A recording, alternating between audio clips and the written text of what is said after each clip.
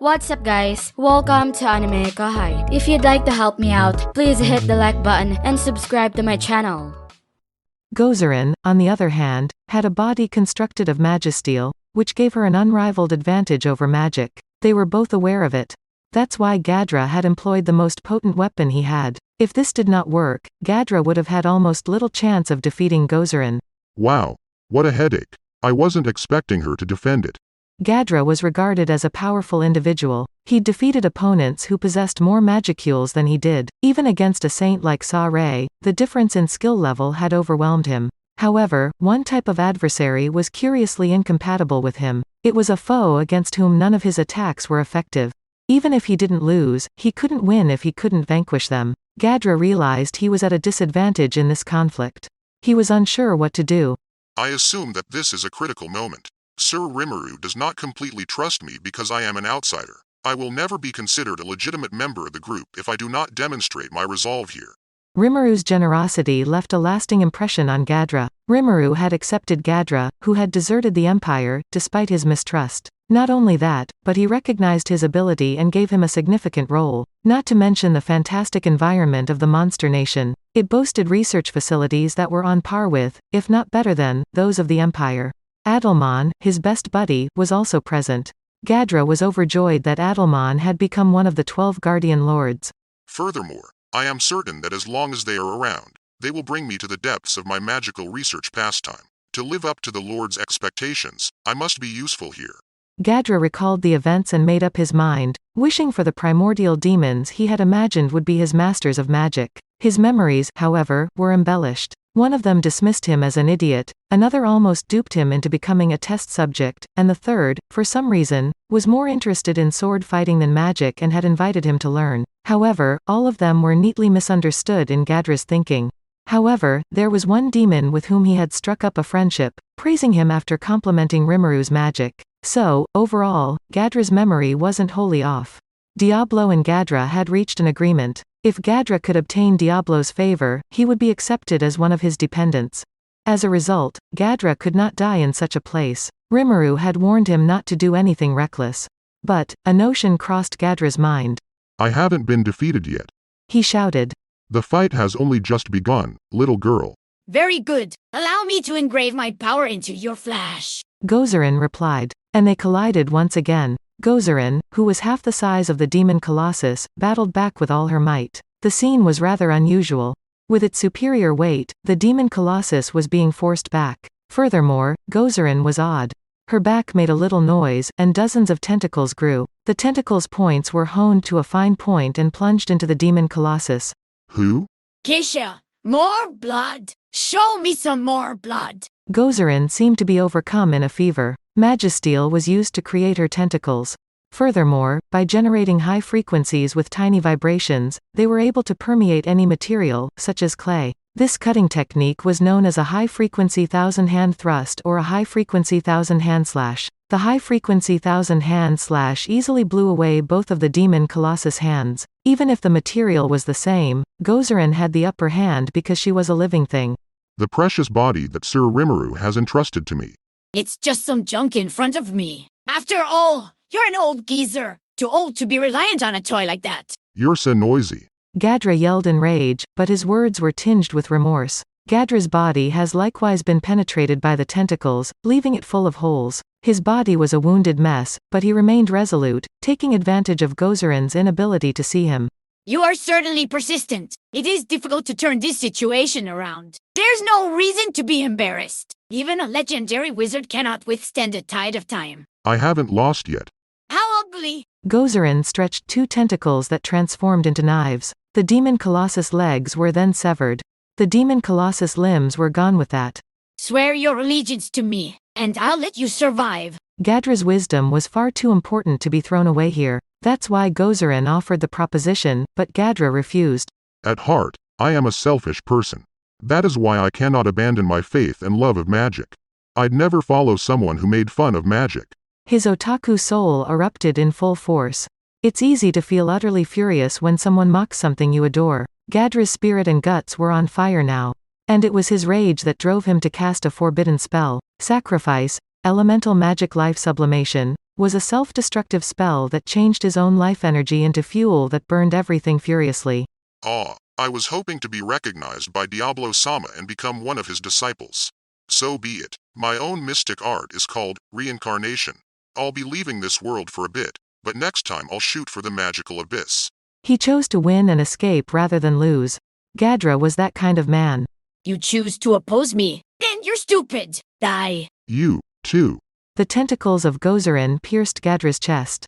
A bright blaze of light erupted from the demon colossus a split second later, a brightness that pierced everything. It was the elemental magic flame, Sacrifice, which Gadra had released. What the heck? Trying to achieve this. Gozarin's words vanished and were consumed by the flames of life. A little flower grew on the ground. Gabil was caught in an unfavorable battle. Gladium was a formidable foe. Baraga, who had awakened the might of a chimera knight, was even more troublesome. He was no longer the same person he had been. Even the current Gabil could not underestimate his power. Gabil was superior when comparing solely the number of magicules. Even if you consider their spearmanship abilities, Gabil was definitely superior.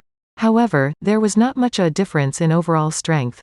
He could win if he threw caution to the wind, but he had two opponents. Gabil was having difficulty attacking Baraga since Gladium was in the way. Gabil, on the other hand, was preoccupied with something else.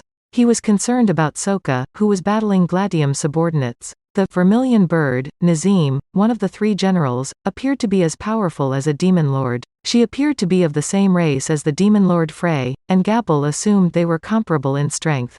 As a result, he concluded that Sokka would be unable to defeat her. Sokka had grown more powerful as Gabil evolved. She was now powerful enough to be regarded exceedingly powerful among the greater Majin, yet she was still merely an adjutant class for a demon lord. She lacked the strength to face a demon lord, and victory seemed improbable. Sokka was still alive because Nazim relished viciously torturing her.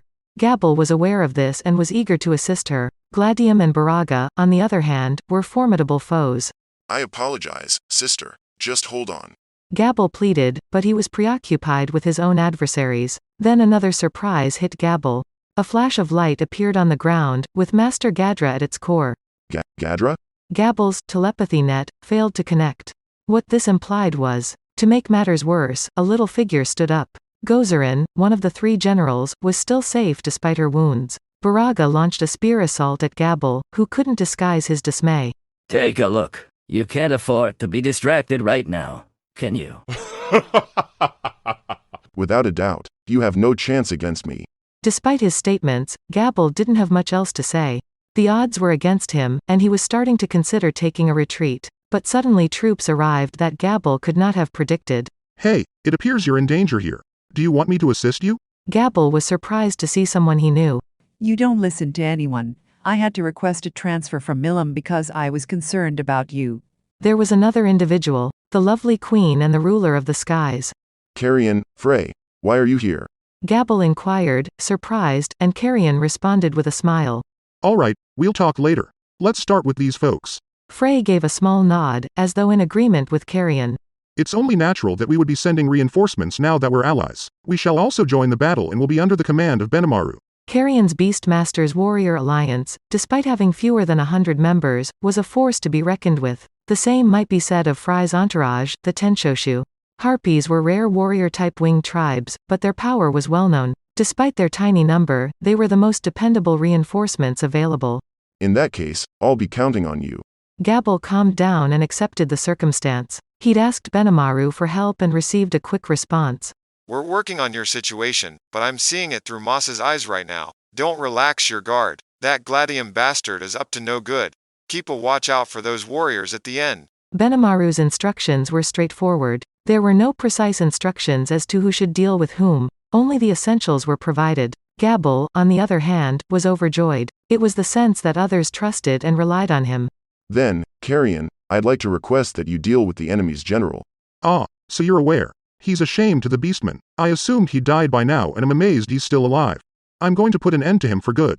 Carrion had planned to do so from the start. That's why he readily followed Gabil's orders. So, I guess I'll have to deal with that bird woman? If you're talking about bird women, Frey might be one as well. That's what Gabil thought, but he wasn't that oblivious to what would happen if he addressed it. Besides, he was anxious about his sister, Sokka, so Frey's offer came as a relief. May I ask you that? He inquired grandly. Yes, then I'll go. Frey cast a glance across at her twin wings. We'll handle the rest. Good luck, Lady Frey. Frey nodded and took off. She naturally went for Vermilion Bird, Nazim. Nazim, who was torturing Sokka, was also alarmed by the unexpected intrusion. Frey, I am the rightful Harpy Queen. Today is the day I shall exact my vengeance for all my years of bitterness. Nazim was Frey's twin sister, unbeknownst to her. Nazim was born as a powerful mutant, yet she was infertile. The Harpy tribe, being of female origin, could not tolerate a queen who was incapable of bearing children. Nazim was unable to become queen through no fault of her own. The queen at the time banned Nazim because she believed it would produce issues in the future. Gladium snatched her up as she roamed around, but Nazim's rage and loathing for her people grew. And now Frey, the personification of that hatred, stood right in front of her. As she soared to intercept Frey, Nazim felt an odd mixture of delight and wrath. Carrion spoke aloofly, looking at them from a distance. All right, then, let's get started here as well. Gladium, on the other hand, clenched his teeth in rage. Don't look down your nose at me, damn brat. It appears Frey is also dealing with a blood relative. I suppose it's fate. I would not have had this opportunity if we hadn't arrived as reinforcements. Opportunity? Yeah, I'll demonstrate the difference in our strength to prove that I'm the world's strongest beastman. Loads of crap, that's my line. Carrion and Gladium had extremely similar personalities and intonations. Their tempers were ferocious, and they would never stand shoulder to shoulder as equals. Carrion was correct. This was a war of fate. Let's go. Come to me. You'll die at my hands. Carrion used his unique skill, beastification, to transform into the full form of the Beastmaster. He was fully armed and gave it his best right away. Gladium, on the other hand, possessed the White Tiger's might, which he had not demonstrated even in his combat with Gabil. The King of Beasts was intercepted by a lone tiger dressed in the Empire's military uniform. Two fronts were formed on the battlefield. Powerful forces collided, forming a force field. Gabil stood by and watched the battle. Benimaru's orders were being followed by the reinforcements. There was nothing to be concerned about. They, like the Kurenai and Hiryu, were led by Dolph, the leader of the Pegasus Knights. Episode 19 of Solo Leveling is out. Yu Jinho shocks everyone by becoming a guildmaster, even his own father. Don't miss the epic moment and the intense battles ahead. Watch now. That's it for this video, guys. Thank you for always watching my videos and supporting my channel. Shout out to the new members of AnimeKouhai supporters: Bismarck Munoz, Arayan Booker, Kamal Luke, Izat, Mr. Santo, Akshay Divate, Wei Jun, Elvin Quarty, Stone Larone.